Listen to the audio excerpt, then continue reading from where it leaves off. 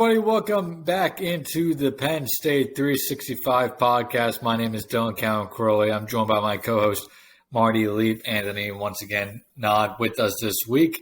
But, of course, Penn State is set to take on its biggest opponent yet this season, the Michigan Wolverines, this Saturday at noon, part of Fox's big noon kickoff. Marty, Penn State 5-0, Michigan 6-0.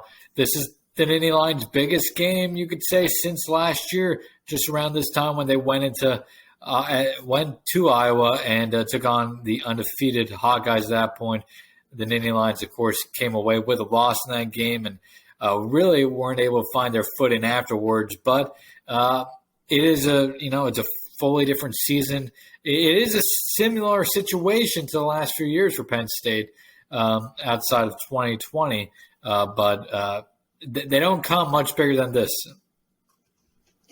Yeah, absolutely. I mean, you're talking, number 5 against number 10, two of the biggest brands in the country, two of the top programs in what is, at worst, the second best conference in the country.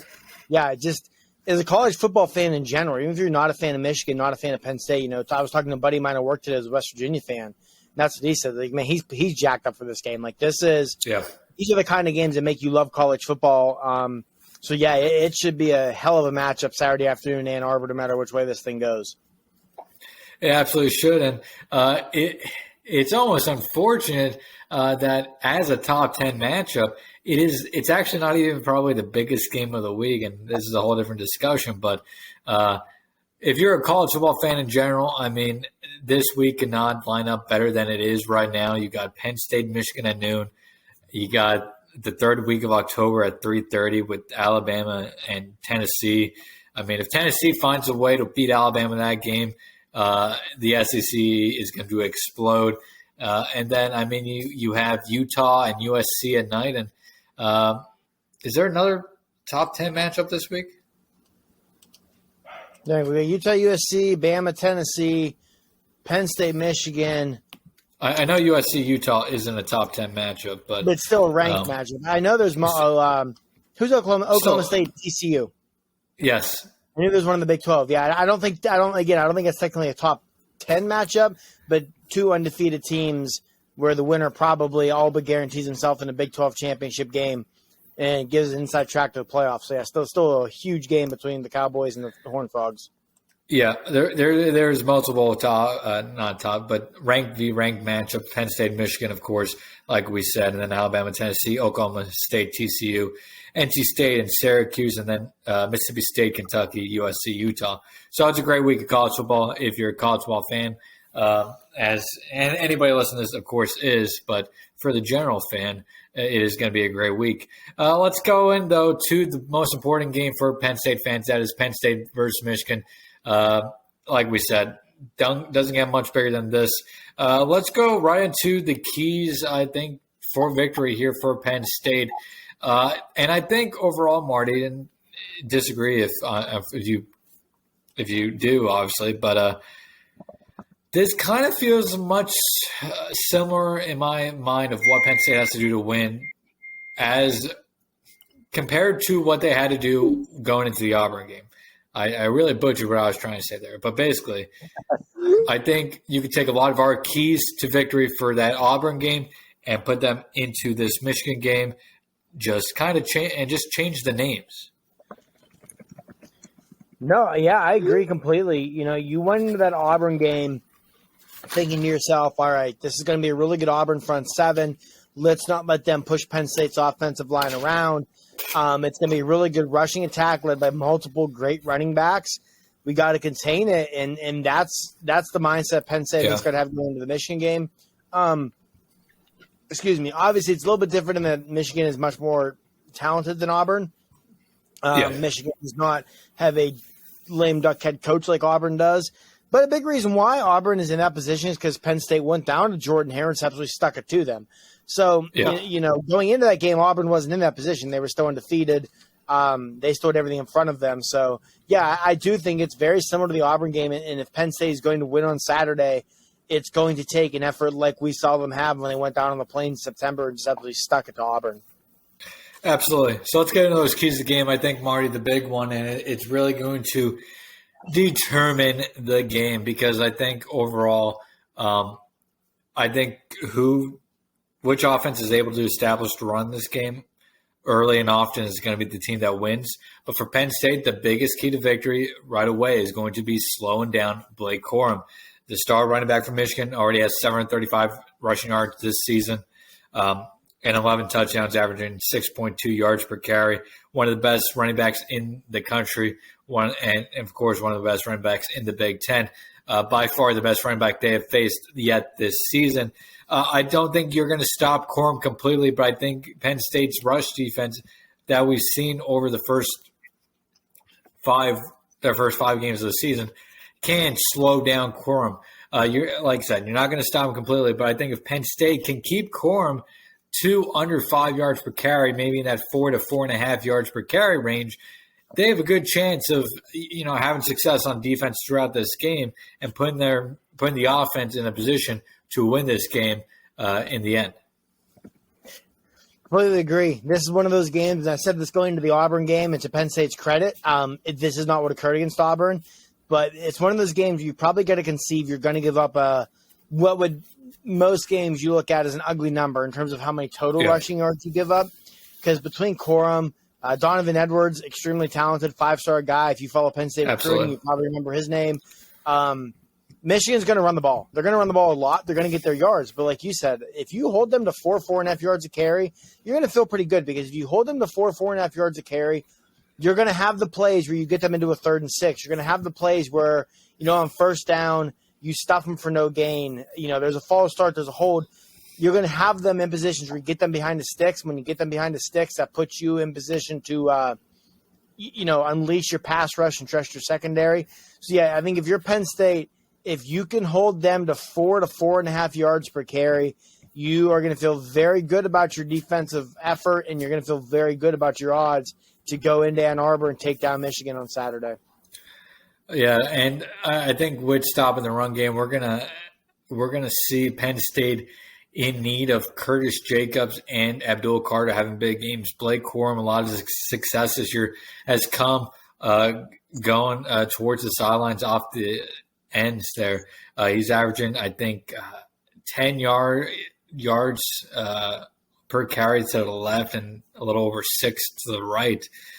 So Penn State's going to need to, have those athletic linebackers out there. You're also going to need your defensive ends who have been great against the run this year to really be able to get off their blocks and get out there as well. And, of course, the secondary will need a chip in as well. But I think those athletic linebackers in Jacobs and Carter especially are going to be a big part of slowing down Corum in this run game. Yeah, this is going to be a huge test for these linebackers. I know you and I talked about it on our bye week episode when we talked about things that, kind of had surprised us in a positive way through the first 5 weeks. We both mentioned linebacker core. Have they been great? No, but you put it perfectly. Serviceable. They've been serviceable. And I think coming into the year, anybody would have taken serviceable, especially with how well the defensive line secondary has played. But this is a big test. It's not just going to be the Michigan running game. Michigan's passing attack is built on those slants, those crossing routes, attacking the middle of the field with their tight ends. I know Eric All's out, but Jake Schoenberger is still a hell of a tight end. Yeah. They should get Roman Wilson back. They're going to look to attack the middle of the field with him. So Ronnie Bell. Ronnie Bell, who terrorized Penn State in that whiteout game in 2019. I know Michigan fans interrupt, but they're not I wouldn't be surprised either if we see Michigan get Corum or Donovan Edwards more involved in the passing game across the middle as well. Yeah, if you're Jim Harbaugh, you've got to be looking at this thing. Okay, where this is the best defense we've played all year. Might be the best defense we do play all year. Where is their weakness? It's that middle level of the defense. Let's attack them, put our best on their weak, and see what we can do. So yeah, it will be a huge test for that group. The challenge will be for Manny Diaz to find a way to get Abdul Carter out there with Curtis Jacobs as much as possible. They're your 2 best linebackers. Quite honestly, probably 2 of your 5 best defensive players. You've got to get them out there on the field together and see what it can do. And, yeah, it's a huge test for the linebackers. There might not – quarterback aside, because it's football, quarterback's always going to be the most important position. There may not be any position group that decides this game more on both sides of the ball, as I'll get into with Michigan's linebackers later, on Sure, both sides of the ball, and the linebackers. Yeah, absolutely. And another key matchup here, and we'll kind of use this to also go into the next key of the game, which if you're Penn State and you're stopping Blake Corum, what do you need to do on offense? You need to go out there and establish the run game early and show that you're going to be able to run the ball when you have to in this game. If Penn State's going to win this game, it's going to take the run game in the fourth quarter picking up valuable yardage throughout that fourth quarter. I mean, especially if they have a lead. That's somewhere that Penn State has struggled throughout the James Franklin era is in the fourth quarter with the lead and just having drives continue via the run game. They've showed the ability to do it at times this year. They'll have to show it again against Michigan. That being said, a key matchup, kind of both sides of the ball that I think hasn't been discussed much is the DTs versus each team's individual centers. So, I mean, for Penn State, Juice Scruggs has been phenomenal this year, has raised his stock in terms of draft stock greatly. He's been solid in the run blocking, great in pass blocking as well. But he's going to have a tough matchup here against Mozzie Smith of Michigan, one of the best defensive tackles in the country. This is if you're Juice Scruggs, this is a game where you can make yourself quite a lot of money. You're going up against one of the best defensive tackles in the country. If you go out there, and you don't have to completely stop him, but if you can slow down Mozzie Smith from being a game wrecker, which he has the ability to do so, that will just continue to raise Juice Scruggs' draft stock, but also the confidence of this Penn State offensive line in general. And then on the opposite side of the ball, if Penn State's going to slow down Blake Corum, it's going to take P.J. Mustipher having a big game like he did against Northwestern, against the Wolverines. And he's going to go up against Aluskan Alutimi. I totally butchered that. Virginia transfer. We'll call him that. Virginia transfer, I'm not even Michigan center. We'll just call him Big O. But, yeah, it's going to take PJ having a big game against Big O there for Michigan. Yeah, absolutely. I agree. I know you and Anthony and I talked about this in our group chat earlier today. And, Anthony called it a bold statement on my end. He hopes it's true. But I personally think Penn State's offensive line is better than Michigan's. I also think Penn State's defensive line is better than Michigan's offensive line. I definitely agree. I definitely agree on the defensive side. Offensive line, for me, is a little bit more of a toss-up, but I think you have an argument. Yeah, and then that's not me saying Penn State's offense. Let me clarify. I'm not. I know you know what I'm talking about. I'm not saying Penn State's offensive line is better than Michigan's defensive line. I'm saying Penn State's offensive line is better than Michigan's offensive line, in my opinion. Yes. Penn State's defensive line is better than Michigan's offensive line. Yes. I agree with you. P.J. Mustipher, this is the kind of game you came back for with your fifth year, with your COVID year. Oh, did we lose Marty? I guarantee Did we lose Marty? I think we may have lost Marty here. Sorry about that. You're back? No, for some reason my computer decided to connect to the Wi-Fi from my printer instead of our actual Wi-Fi. And just no worries. But, no worries. Restart. Yeah, with P.J. Mustipher, I guarantee you he's motivated. The last time Penn State played in a game like this, everyone thinks about the Sean Clifford injury, but if P.J. Mustipher doesn't get hurt against Iowa, I feel comfortable saying they still pick up a lead. They probably still beat Iowa. They probably still beat Illinois. And who knows where that season goes at that point once you got Clifford back. Yeah, in the last 2 weeks, P.J. Mustipher has looked like the P.J. Mustipher of pre-injury. If we get that P.J. Mustipher Saturday, that goes a long way towards stopping Blake Corum in this rushing attack. Mustipher, of course, now officially passed the 1 year mark from that injury. The 1 year mark would have been last Saturday or last Sunday, I guess. But yeah, he's now that it's been about a year, he's looked very good the last two games for Penn State, especially against Northwestern. And if he continues to take those steps forward, he could be in for another big game against Michigan this week, which Penn State desperately needs him to have. But also, the great thing for Penn State, and I think this is where Penn State's defensive line is better right now, is the depth for Penn State's defensive line across the board. Mm-hmm. Michigan, I'm not sure how I feel about their 2 or even 3 deep at defensive end and defensive tackle. I know Penn State is kind of only at like you could say a 2.5 deep at defensive end, but at DT they're as deep as almost anybody in the country. And I think Penn State's ability to maybe if Mustipher's having a rough drive or a rough few drives, they can confidently go to any number of people behind him to go out there, and I would expect them to not dominate but find success throughout this game. Yeah, and I agree with the depth of the defensive line. This defensive line, I mean, coming into the season, we all talked about how good it is. You said, in your opinion, had a chance to be the best defensive line in the Big Ten. And, man, it might be. They're living up to it so far. Yeah, with P.J. Mustipher, Hakeem Beamon has been tremendous. Jordan Vandenberg, very quietly, has just been disruptive. You look at these defensive ends, Chop Robinson looks like an All-American.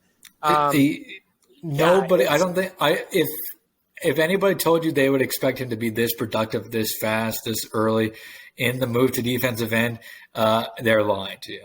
Yeah, absolutely. And you look, I mean, Adiza Isaac, again, like Mustipher, week after week, you see the rust coming off. You see him finding his footing again. Nick Tarburton has had the best season of his career so far. There's no way to slice it. Denied Dennis Sutton is showing why he was a 5-star guy. It's just, there's so much depth at this defensive line. And one thing that I think is important that flies under the radar was Keziah Izzard getting back on the field last week, letting him get some game action in, get his legs underneath him before you hit this 3-game stretch could be key, because it's going to allow, you do not have to lean on Mustipher and Beamon for 60 or 70 snaps on Saturday a lot easier, where if you can get Izzard out there, even just for 10 snaps, just to give guys a blow, that could go a long, long way. And his legs are going to be fresh because he's only played one game so far. Absolutely. And I think getting him back last week, getting him some playing time before this Michigan game is going to pay off big time for both him and Penn State at defensive tackle going into this Michigan game, because I think you're going to need more than Mustipher. I mean, Mustipher can go out there and have the best game of his career, but you're still going to need more than Mustipher to win this game to stop Corum or to slow down Corum for all 4 quarters. I mean, Corum is going to get his yardage. He's one of the best backs in the country, like we said. He has 4 straight games of 120-plus yards. It's not about the yardage. Michigan loves to run the ball. They're going to run the ball about 40 times in this game. So if Corum gets 120, 130 yards on 30 carries, I mean, I think you'll take that if you're Penn State.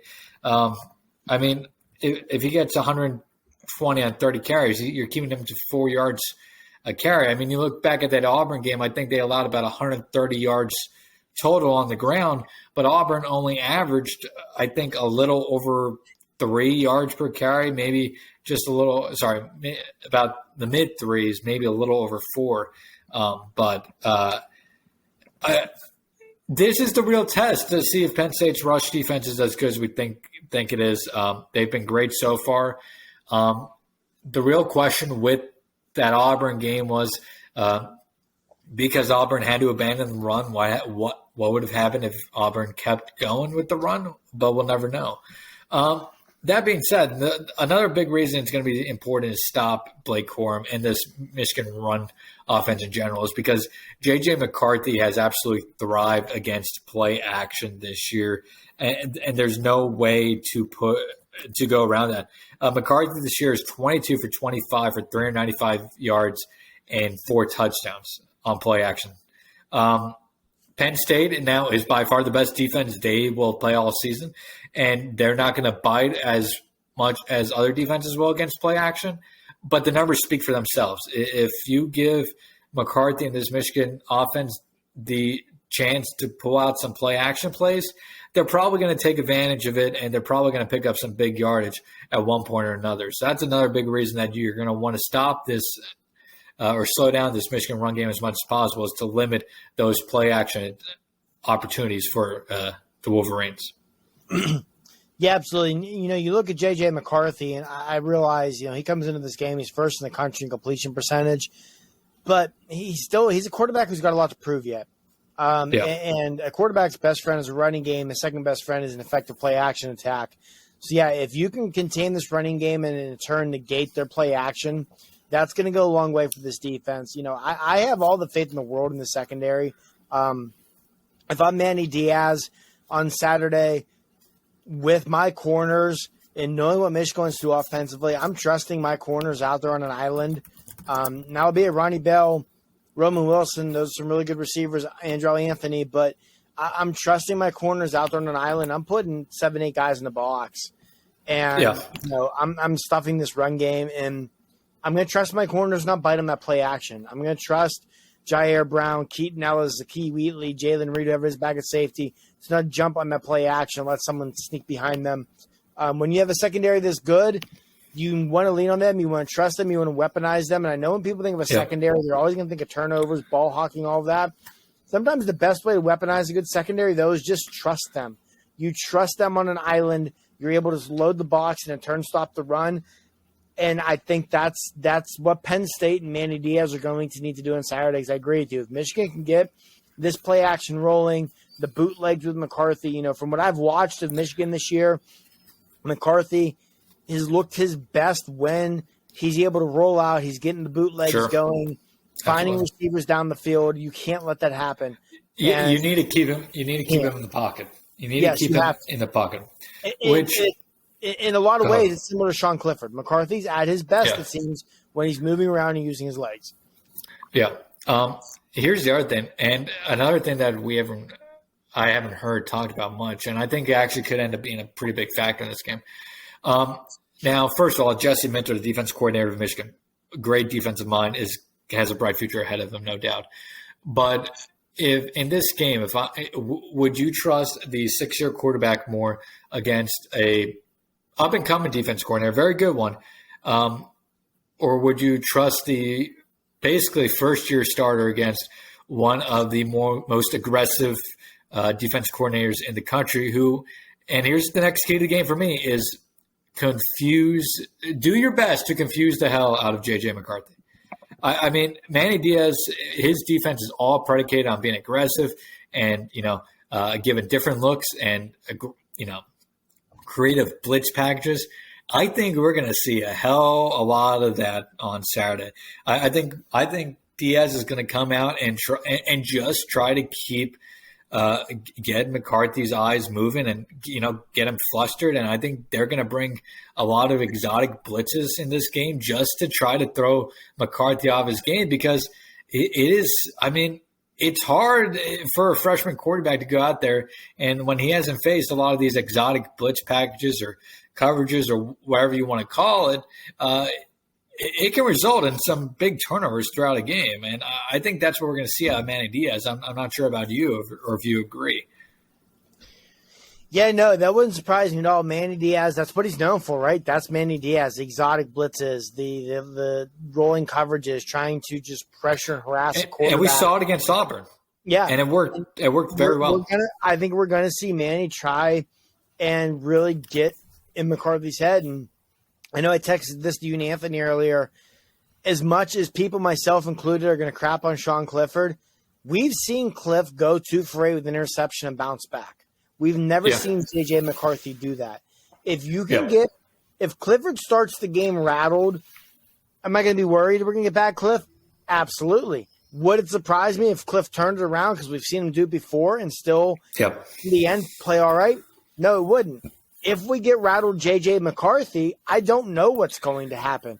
And, yesterday I was on a Michigan show talking about this, and the Michigan guy – he said the same thing, is we've never seen McCarthy pressured like that. You've never seen McCarthy thrown into a tough spot. This is the first big start of J.J. McCarthy's career, so he's going to have to answer a lot of questions. It's going to be really interesting to see what McCarthy could do if Penn State's defensive line is able to get as consistent as pressure as they have been throughout this whole season. I mean, I'm not sure there's a defense that's averaging more pressures per game than the Nittany Lions right now. If there is, it is certainly a close race in that regard. I expect Penn State to get their fair share of pressures. I don't know if they're going to get as many as they did against Auburn, but I think they're going to get their fair share of pressures. They're going to get in McCarthy's face. Now, McCarthy has, been good against the blitz this year. Most quarterbacks are, because, if you're blitzing, that often means there's somebody who's going, uncovered down the field.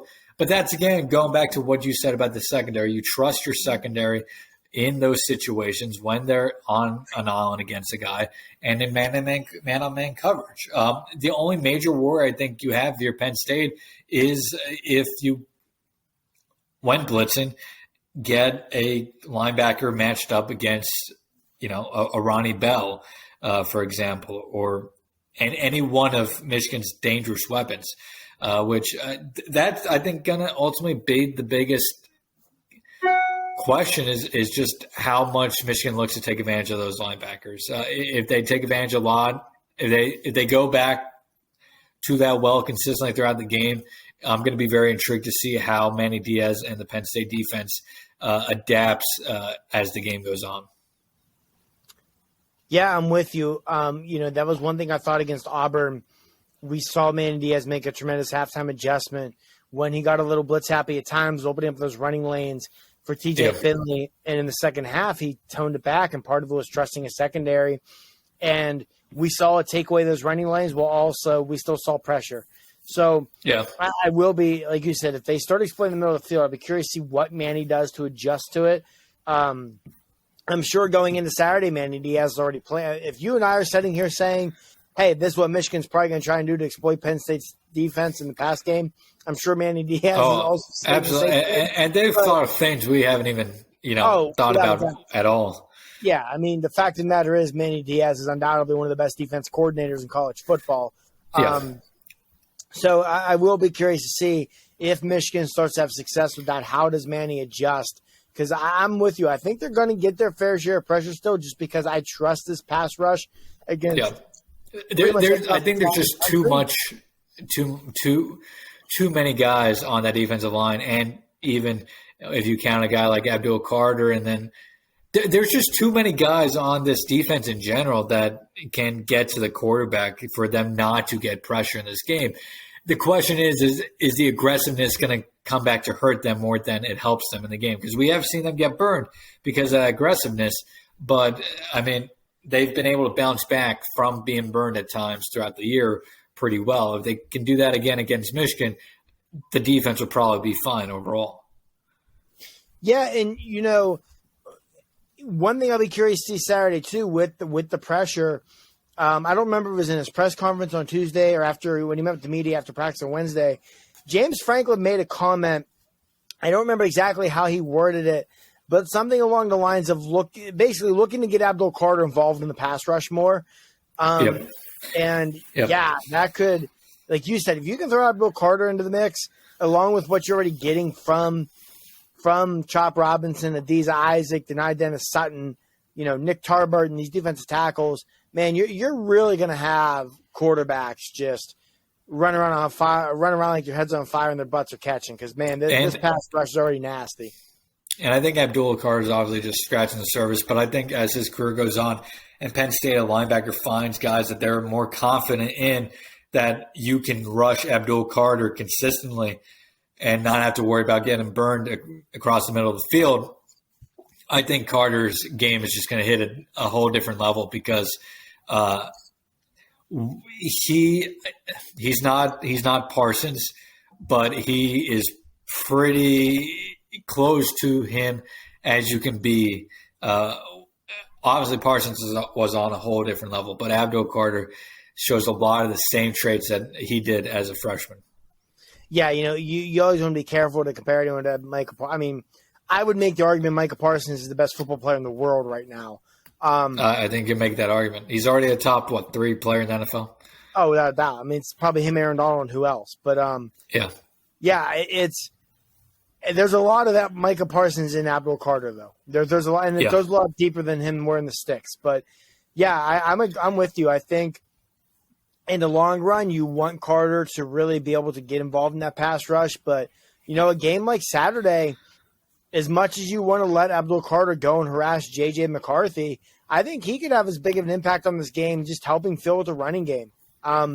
We've seen from him through 5 games. He's physical, he's violent, he's aggressive, he's extremely athletic.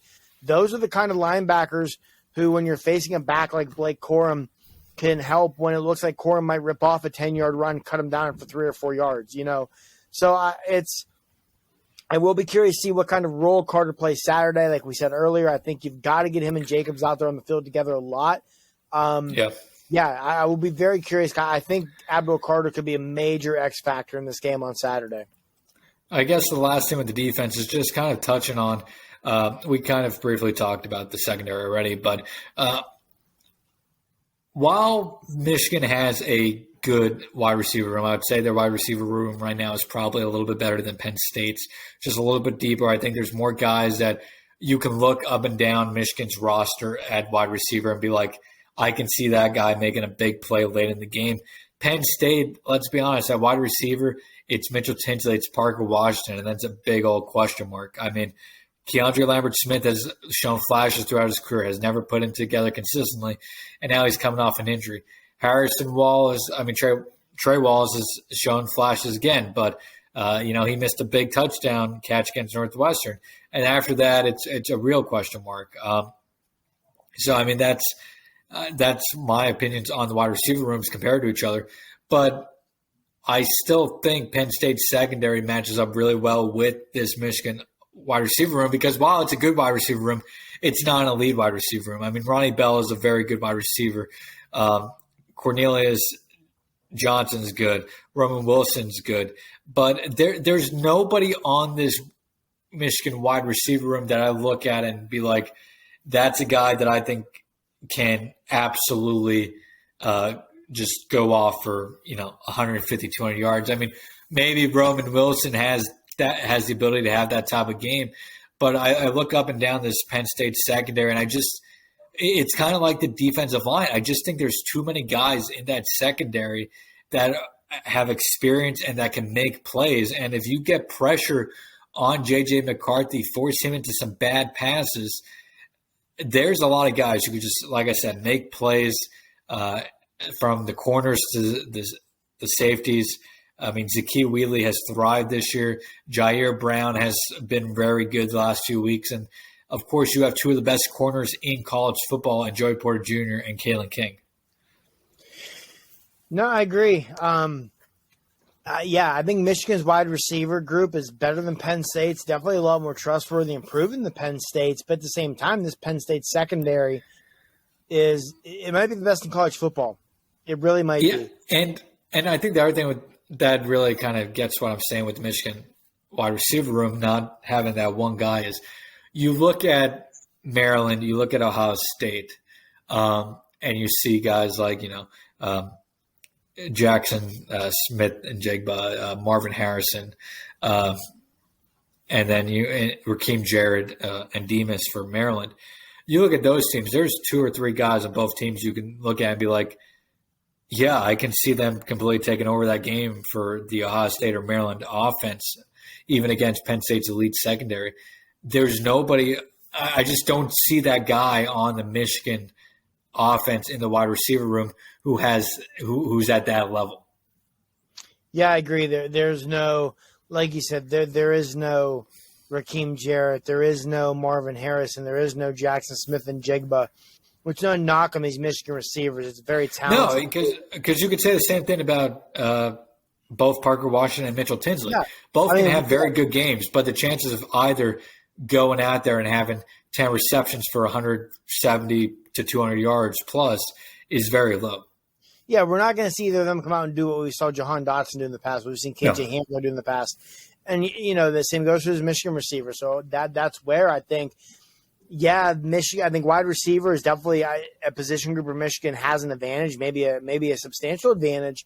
But Penn State's defensive backs in that secondary is just so damn good. I don't worry about that. That's one area where Michigan has the positional group advantage. I don't really worry about it because I think Penn State's secondary is going to take care of it. I think if the way I look at this, if we're sitting here Saturday afternoon about 3:30, 4 o'clock, and talking about the Michigan passing game beat Penn State, I think we're going to be talking more about J.J. McCarthy having a coming out party than we're going to be talking about the receivers beating the secondary.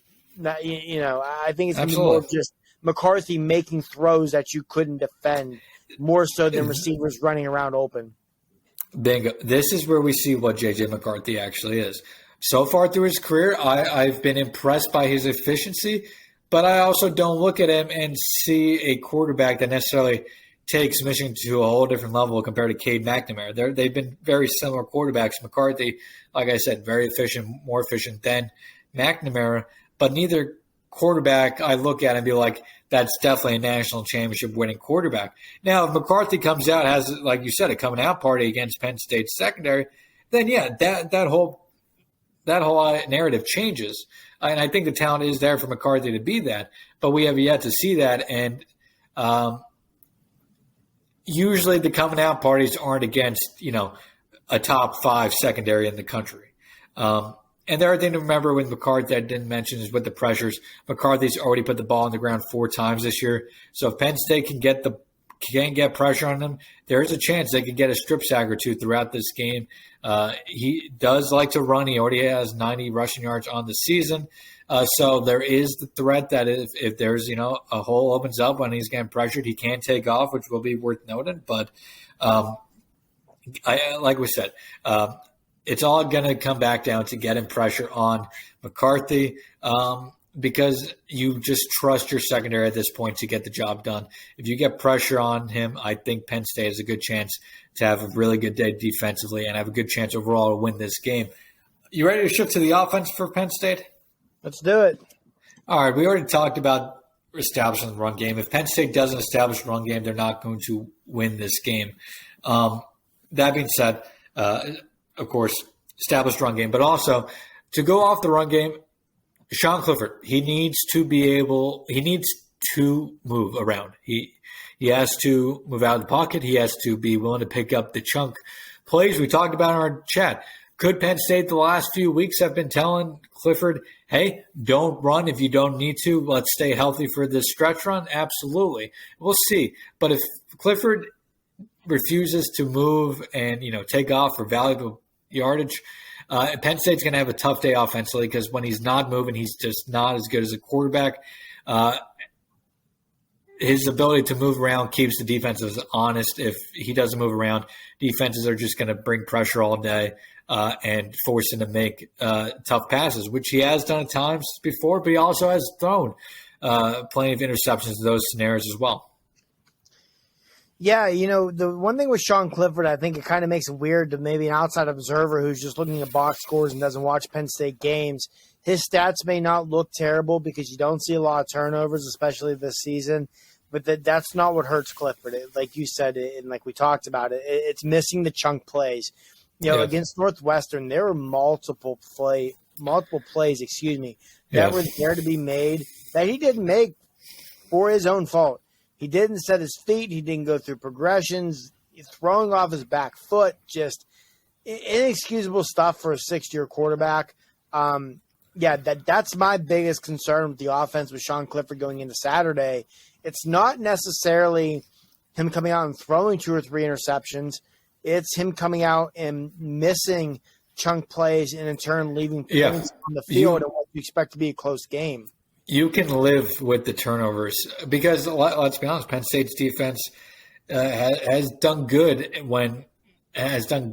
really good throughout the year when it comes to sudden changes. Obviously, against Northwestern, Penn State's offense had 5 turnovers. Northwestern picked up no points. And I know they only had 1 other turnover all year, but the defense has been very solid in stopping any momentum offenses get, even when it's the offense is maybe picking up momentum against defense itself. What else were you saying? Sorry. No, it's just I would rather Sean Clifford go 20 of 25 and throw an interception or 2, but not miss the chunk plays, than go 15 of 25 with no turnovers and miss the chunk plays. Yeah, thanks for reminding me where I was going to go next. But exactly, you can live with the turnover too because you trust your defense as long as it's not an extremely short field to come out and get a big stop. But you can only miss so many big chunk plays on top of those interceptions because some of those missed big chunk plays are almost worse than an interception. If you throw an interception on a 50-yard bomb down the field and it gets caught at, intercepted at like the 10-yard line, so be it. The team has, the opposing offense has to go 90 yards for a touchdown. But if you miss, you're at the 40, you're at your own 40, you miss a big chunk play that would have really switched field position, and then you're forced to punt. Now this defense has to start out maybe at the 30 or the 25, which may not seem like a huge difference, but it adds up quickly. Yeah, absolutely. And, if you're going to do what you need to do to win a game like this, you're going to need chunk plays in the passing attack. And you're not going to get them without being aggressive. You're not going to get them without throwing the ball down the field. And like you said, if you throw the ball down the field and it gets intercepted and basically serves as a punt, you can live with that. I can live with that a lot more than I can live with a quarterback who's got receivers open downfield and isn't taking the shots, or isn't setting himself up to be successful with his mechanics when he's taking the shots, So absolutely. The biggest problem for the offense through 5 games has been this passing attack it's not even just the passing attack's nowhere near good enough. There's no explosive plays in this passing game. They've got to get that figured out starting Saturday, and you're not going to get that figured out without giving yourself the opportunity to do it. And too many times this year, Sean Clifford just has not given them the opportunity to do it. Absolutely. Now it's worth knowing Sean Clifford against Michigan in his career has been very good. 54 for 96, 549 yards and 4 touchdowns with no interceptions. So that is in favor of the Nittany Lions. He also has a 2-1 record against the Wolverines. Beyond Clifford, I think the other thing really here is Penn State's linebacker room, obviously a weakness for them. But Michigan's linebacker room and coverage is not much better. On 36 for Michigan's top 3 linebackers this year in coverage, they've been targeted 36 times. They've allowed 33 receptions for about 250 yards. No touchdowns, but 33 for 36 is kind of speaks for itself. I think if you're Penn State, you really need to look to exploit that matchup this week, and that means feeding Brennan Strange or even Theo Johnson and Tyler Warren, getting them involved could be big as well, of course. And then I wouldn't be surprised, kind of like I said, with Michigan's offense, if we kind of see Nick Singleton or Katron Allen kind of get involved in the passing game for Penn State a little bit more, trying to, get some eyes moving, heads on a swivel for Penn State, for Michigan's linebackers, trying to get them out of, a position and looking for some big plays. Yeah, I kind of hinted at it earlier when we talked about Penn State's linebackers. Michigan's linebackers, it's the weakness of their defense as well. They have struggled in coverage. You have to think this is a prime matchup for Brenton Strange, for Theo Johnson. I can tell you this much: they need to target the tight ends more than 2 times, like they did against Northwestern. You've got to exploit the middle field. Brenton Strange has been maybe your most consistent pass catcher, your most consistent playmaker on offense, other than Nick Singleton. Get him the ball. I really like your idea of trying to get Singleton, Allen, especially Singleton with his burst out in space against these linebackers and see what you can do. I just think you need to do something different. Get some different looks in there. I know they haven't been, vanilla for 5 weeks, but I certainly think there's some packages and some plays that they have still up their sleeves that they haven't used yet this year. And also, I think getting guys in motion in the backfield could also be big.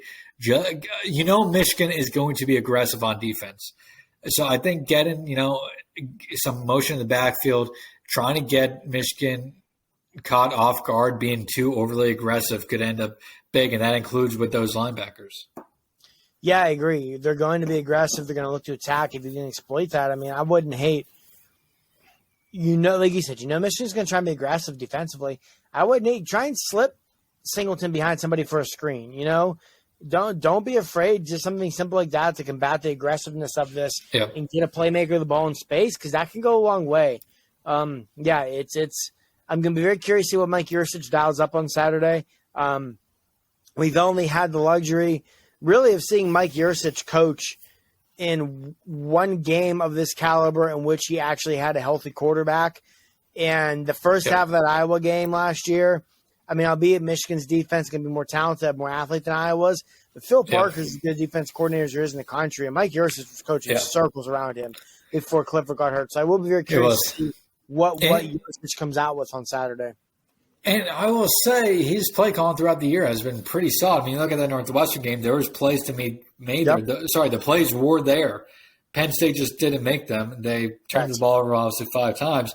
It was an ugly performance from top to bottom. But I think his play calling has been great all year. You look at that Purdue game, anytime they need a big drive, Yurcich was calling just some phenomenal series there or drives. And same thing with Auburn.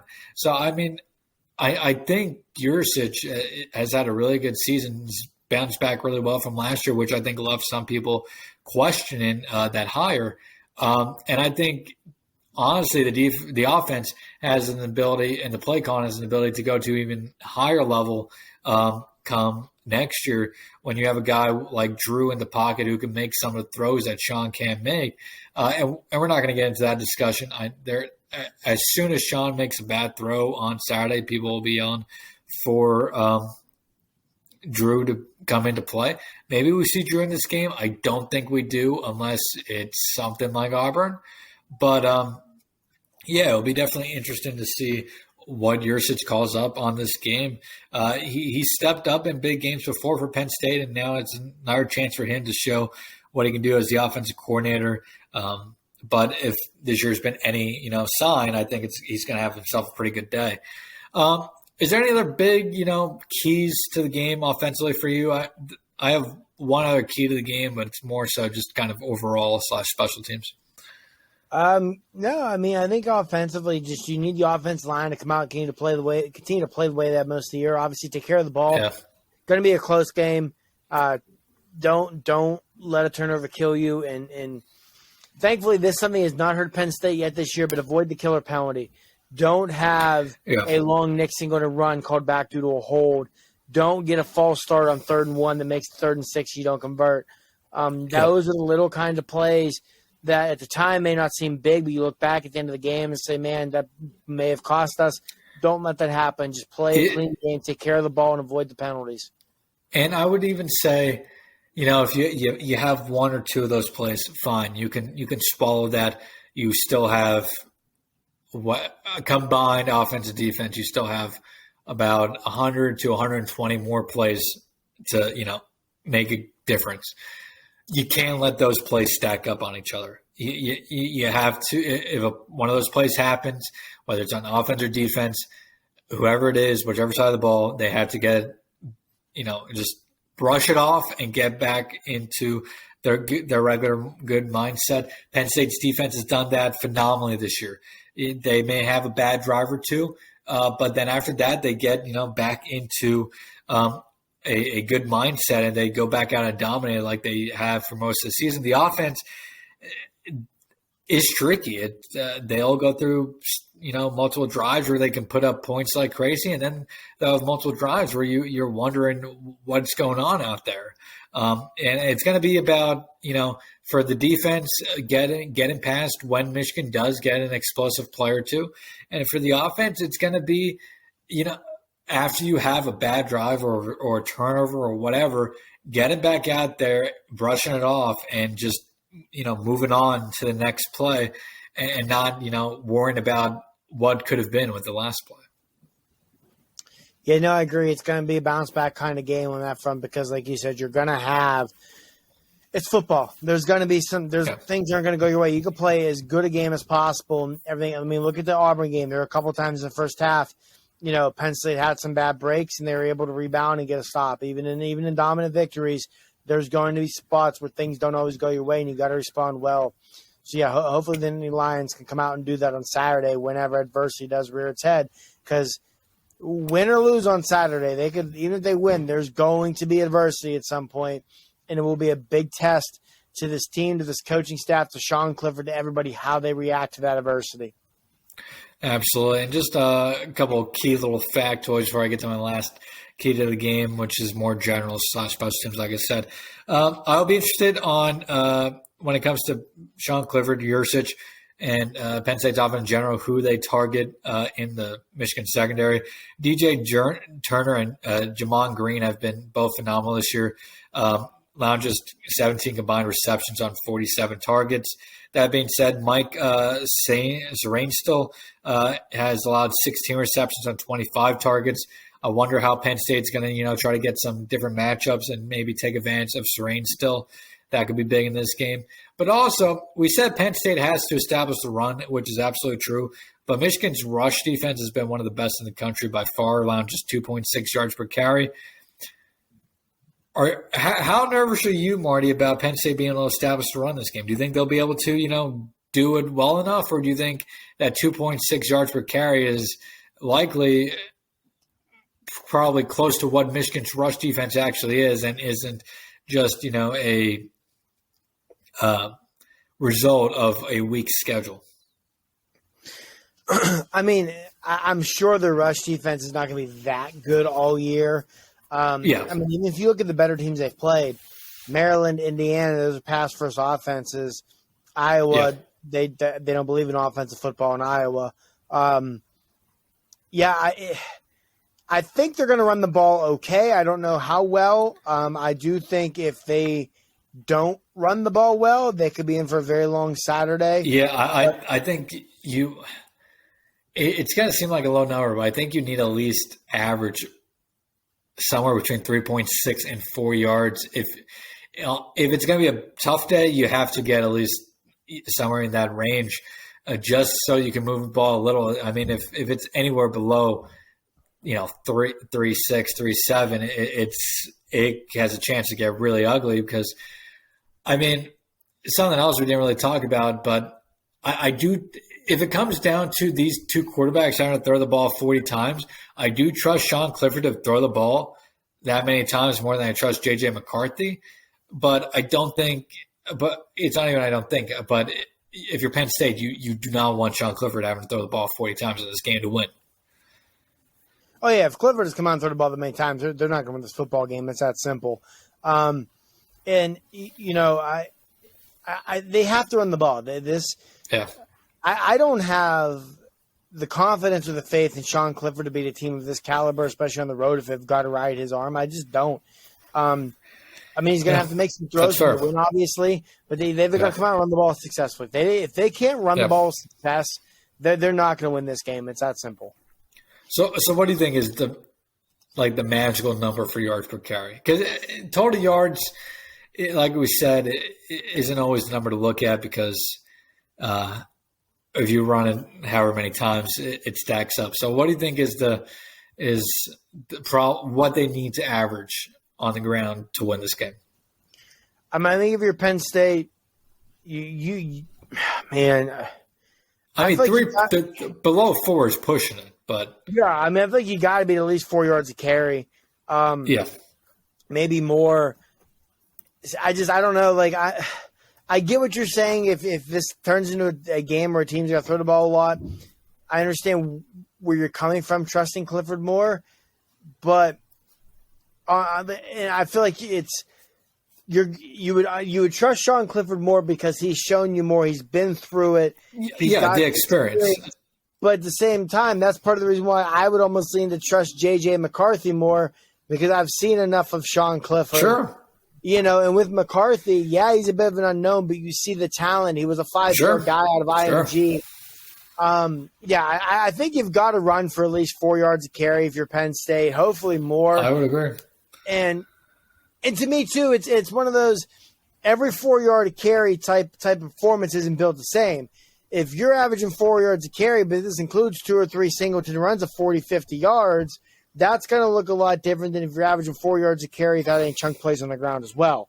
If you're just kind of rummaging along 2-3 yards a carry, you have 3 drives where Singleton rips a 40-plus yarder or Katron Allen for that matter, and you turn those 3 drives into points, that looks a lot different than if you're averaging 4 yards a carry and it's because you're not ripping off any big runs and because you average 4 yards a carry, but you have to run the ball 35, 40 times to get there. Yeah, and for me, I think 4 yards is what Penn State wants to do if you want to maximize your opportunity to win. I think they could still win if they average, 3.6 to 4, but your chances of winning with less than 4 yards per carry on the ground against this Michigan team are very low because it may not be a Penn State secondary, but it's still a very good secondary. I will say, I think if Penn State wins this game, averaging less than 4 yards a carry, it's because this defense went bonkers and forced at least 2 or 3 turnovers and just made J.J. McCarthy's life hell. Sure. But I would definitely agree 4 yards is probably the base, is the minimum if you truly want to win or maximize your chance to win. Anything below that is going to take a big effort out of both Sean Clifford and the defense, which may be asking too much. Finally, the last key to the game for me is just kind of goes a little hand in hand. Limit the turnovers if you're Penn State's offense. If you're defense, you got to force them, obviously. But also, I think field position is going to determine this game. It's two of the best punters in the country, Brad Robbins and Barney Moore, of course. I think whoever is able to have the better field position consistently, whether it's thanks to the punters or turnovers, is going to win this game because I don't think either team is going to have too many drives of, 70, 80 yards for touchdowns. I think if teams score touchdowns, they're going to come on, maybe 65, 60 and fewer yards. I don't think we're going to see too many long drives in this one. Yeah, I agree. I think special teams is going to be massive in this game. Field position is going to be massive. And that's one area as a Penn State fan, you got to – not the punting game, obviously. No, but we didn't even talk about that. Special teams, Jake Pinniger, you can't – and albeit we've kind of talked about – Pinniger has to be perfect. Yeah, and it seems like most of Pinniger's mistakes come in games where the pressure isn't on. So hopefully that'll be the way Saturday. He'll rise when they need him because this could very much be a game where – Penn State's driving in the final minute down by 3 or less, and it's going to come down to the right leg of Jake Pinniger, or a Pinniger miss earlier in the game proves costly. So, I think that could be vital on Saturday. And the problem with Pinniger, and like you said, the thing with Pinniger is he does step up in big games, it feels like. But at the end of the day, also, whether it's a big game, it's a small game, field goal, extra point, if you're a Penn State fan, you kind of have to hold your breath anytime he steps on the field because you just don't know what you're going to get because he can have stretches where he's hitting everything, but then he will have a random miss on a field goal that he should easily make. Yeah, special teams wise, I don't worry at all about Barney Moore in this punting game. But the field goal unit is a major concern of mine. And when you're going into a game that you expect to be decided by single digits, field goals and PATs could prove to be massive. And then final talking points here, I don't think the atmosphere is going to be a big factor. We talked about this throughout the season so far, but we talked about this against Auburn. If Penn State was able to go in Auburn and do what they did against that hostile environment, they'll be able to go into Michigan. And I'm not saying they'll have success like they did in Auburn, but the hostile environment should not have as much of a factor on offense or defense when it comes to, delay games or false starts or anything like that. The noise just does not stay in the Big House as it does in other stadiums like Jordan-Hare or even Beaver Stadium, of course. So I don't think the atmosphere / sound is going to be an issue for Penn State on Saturday. No, I agree. I mean, I think when people think of the Big House, they think of that crowd size, they think of a hostile environment. But it's the way the air. stadium's built, the way the stadium is built, it doesn't keep a lot of the sound in. So, maybe obviously a little bit when you're closer to field, maybe it's a little louder, but once that sound gets just a little bit out, it just flows out easily because there's nothing to stop it. Yeah, I mean, in my opinion, Jordan-Hare is a more hostile environment than the Big House. It got pretty loud there. Let me tell you, it got pretty loud. And even this year aside, Sean Clifford, a lot of the players on this team, they've played, they played in a night game in Columbus last year. 2019, that game at Minnesota. They've played in some pretty hostile environments before. That's not going to be anything new to them. Which another thing we didn't talk about, we did talk about. You brought it up briefly, but I think that's something to also consider going into this game is that Sean Clifford's been in this spot many times. I mean, if you ask me, I don't think Sean Clifford's going to be nervous on Saturday. I really don't. This is just another game in his career. He's been to the big house in a game like this before. He's been to Columbus. He's been to Auburn.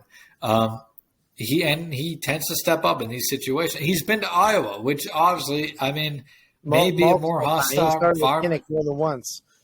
Exactly. He's been to Kinnick, which is probably as hostile as they come in the country. So I don't think Clifford's going to be affected by the environment or atmosphere at all. But J.J. McCarthy, we've yet to see him in a big game like this. I know it's at home for J.J. McCarthy, but I mean, all eyes are on you. And I think almost being at home in this type of situation could almost, while it would be a benefit, I mean, it could also be maybe a little bit more intimidating playing in front of your own fans in such a big game for the first time. Maybe I'm wrong about that. Obviously, it's always intimidating going to an opposing stadium, but part of me feels though that there's almost a little bit more of an added pressure when you're doing that at home. I don't know if that makes sense. Yeah, I mean, I think there's an argument to be made there because you're at home, you're going to hear from the fans if you're not performing. With Sean Clifford, though, to circle back, I think we've said he's made plenty of starts in these environments, but throughout his career, 2019 at Kinnick, the Minnesota game in 2019, Ohio State that year, outside of that Iowa game last year before he got hurt, he tends to start these games entirely too hyped up. Sure. And it leads to problems for Sean Clifford. It does. I think you need him to come out calm, cool, collected to start this game. Because if we get that overhyped Sean Clifford that we've seen in a lot of these big road starts in his career, you could find yourself, similar to Minnesota in 2019, find yourself buried in a hurry. And I don't think if you get buried against this Michigan team, I don't think you're coming back. Yeah, I would say I think if either team goes up multiple scores in this one, the chances of the other team coming back are pretty low. Like 10 points, maybe not, but if it becomes a 2-touchdown game, I think the chances of a comeback are very low for either side. And I agree, but I also feel like Sean Clifford this year is a much more mature quarterback than he has been the last few years. Something seems to be a little bit different in that aspect. I mean, you could say maybe that hit against Auburn kind of settled him down, but he didn't seem too overly hyped against Auburn, which is something to note. But we'll see. That'll be obviously. I think a lot of the game lives and dies on Sean Clifford's shoulders on Saturday, but and we'll have to wait and see. Any other thoughts you have on this game before we make our score predictions? No, I think it's. To me, it comes down to which quarterback is going to avoid the big mistake. And the big mistake might be a turnover. The big mistake might be missing an open receiver for a chunk play, missing an open receiver for a touchdown. I think whichever team is able to get their quarterback to avoid that is going to be who wins on Saturday. I would tend to agree. All right, let's give our predictions. Anthony, his prediction, I believe, was 28-20. It was 27-20, 28-20. He believes Penn State can win this game, but he simply needs them to prove it first that they can win a game against a top 5 Michigan team of this caliber. What's your score prediction? I'm in a very similar boat to him. I think Penn State's very capable of winning this game. I think Penn State, top to bottom, might have a more talented roster than Michigan. Yeah. That said, I've got to see Sean Clifford prove it to me on the road. Other than Iowa in 2019, and that was a game they won in spite of Sean Clifford because he did not play well at all. I don't know any true Big Ten road game wins in a hostile environment he's had. Now, the Auburn game this year certainly gives me hope that he can do it, but until I see it against the Michigan or Ohio State, I can't. Give me Michigan 24-20. Like I said, I will not be surprised at all if Penn State wins this game. And if it was in Beaver Stadium, I would pick Penn State in all honesty. But with it being in the big house, give me the Wolverines 24-20. I'm going to go Penn State 23-20. This is a game I was going back and forth on all week. Ultimately, for me, it comes down to I think Penn State's defense is more equipped to come up with a big player or two down the stretch when it matters. I just think there's too many game changers on this Penn State defense, and they can do it in so many ways that it's going to be a big factor in this game and a big reason they win. I also think that Auburn win gave a lot of Penn State a lot of momentum that maybe they haven't built on too much, but I think the momentum, but also the the confidence to go into such a hostile environment like Michigan, though not as hostile as Auburn, and find a way to win this game. And I'm going to trust that Sean Clifford can go out there and continue what he's done against some of the better teams he's faced in his career. So give me Penn State 23-20. It was a tough one. I went back and forth all week on it, but I'm going to go final Penn State 23-20. I hope you're right and Anthony and I are wrong. I have not been wrong yet this season. I mean, I was one of the few that said that I think Penn State could beat Auburn by multiple scores. So I'm not going to pat myself on the back too much because my betting record for the rest of college football this year is, unsatisfactory. But we'll see what happens. It should be a good game on Saturday. Penn State's first top 10 matchup in Ann Arbor since 1994. It is also the anniversary of a unfortunate game for Penn State. We won't talk about that, though. I'm sure if Penn State fans know – plenty of Penn State fans know what I'm talking about. Today is also the 9-year anniversary of the 4 overtime game. It is. This is a big week in Penn State history against Michigan. 2 out of 3 were positive. That's got to be a good sign. Absolutely. But yeah, and if Penn State wins on Saturday, then we have a whole different conversation to have going into the whiteout against Minnesota. If Penn State loses on Saturday, Marty, I don't think it really changes all too much about what this team is and what the expectations are going forward. I think if they win, 11-1 is a fair expectation. If they lose, on paper, they should be a 10-2 team. So I think really a loss Saturday doesn't hurt Penn State too much. You still theoretically, to a degree, control a lot of your own destiny. Obviously not in the Big Ten, but you can still accomplish quite a few goals. But if you win, the stakes certainly get higher going to the whiteout. Yeah, this is a game, if you win as Penn State, you conceivably set your sights on the college football playoff at that point. Yes. You got to get past Ohio State still, but even if you lose that, close, it's not over. You're in the argument. I mean, the Pac-12 and the Big 12, the Pac-12 probably needs USC to go undefeated. Tops lose one game to get a team. The Big 12 will probably mutiny itself. So there's definitely a path to multiple Big Ten teams getting in this year. Sure. And the winner of this game has got to feel good about their chances with that, because even if you lose to the Buckeyes, you got to think you're looking at 11-1 at worst. And if that one loss happened to be a close loss to an Ohio State team that's undefeated in the playoff, there's an argument to be made.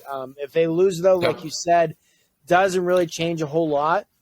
In a lot of ways, you still control a lot of things. I mean, last time Penn State won the Big Ten, they went to Ann Arbor and lost. So it doesn't totally eliminate you, but at the same time, it still puts you in a position where you double-digit wins in a New Year's Six Bowl is still very doable. And with what Penn State's done the last 2 years, that would be a hell of a bounce back for this, not just this team, but for the program as a whole. Absolutely, and it so far so good this year. But the expectations coming this year were an 8-4 team probably. I think at worst right now you're looking at a 9-3 team, but on paper this team at the very least should be 10-2. And then, like we said, you win this week, 11-1 is definitely on the table. And then, whatever happens against Ohio State in 2 weeks happens. But it's a big game for Penn State. Winning it surely would take everything to a whole different level in terms of the hype surrounding this team.